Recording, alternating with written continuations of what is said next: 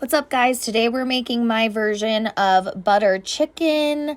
It's basic. We're just gonna make it. It's gonna be delicious, and you're just gonna have to trust me on it. So let's get to it.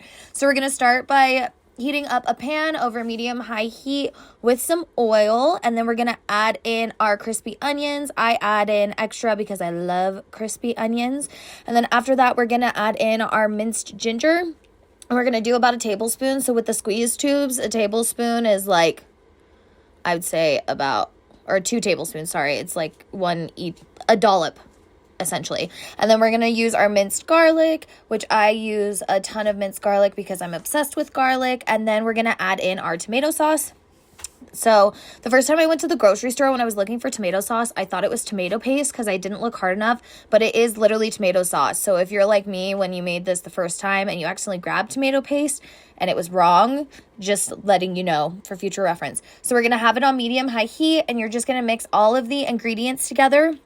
And then we're going to put the lid on it and just let it cook because we want to essentially turn this like into a paste. So we're going to let it cook for about 4 minutes. And then we're going to start stirring it. So it should start looking like this, where it's thickening up and getting a little bit more paste-like. And then after we stir it for a little bit, we're going to add in some more oil. And so I use like a sunflower avocado oil mix. You could use cooking oil, I'm sure, or olive oil, but I like the sunflower oil the best. And then we're just going to mix that all up until it's all combined. So you are going to have to mix for a while just because that oil is going to separate within the tomato sauce. I'm sure some people are going to come at me about the way that I'm doing this, but it works and tastes delicious every single time, so I'm just going to keep doing it.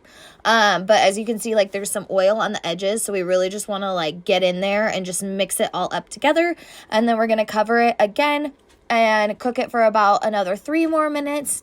And then as you can see, the oil is kind of cooked in there, so we're going to add some water and then mix it up again. There is a lot of like mixing and putting the lid on with this recipe.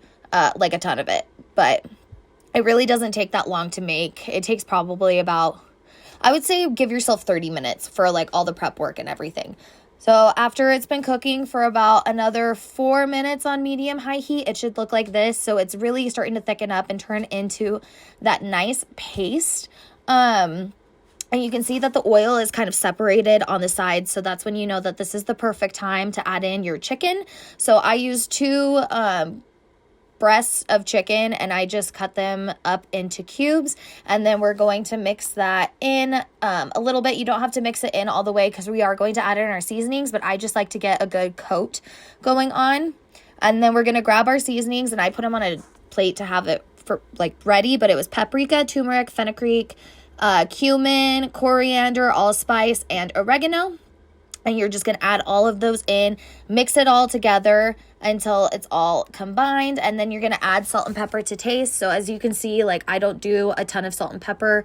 At the end, I add a little bit more, but you honestly don't need a ton for this. And I use a lot of cumin on mine just because I like more savory than sweet. So like a lot of people will top this with nutmeg at the end. And I don't do that just because I don't like sweeter dishes. I like them more savory. So I add so much cumin in. I love cumin. I love cumin in more ways than one.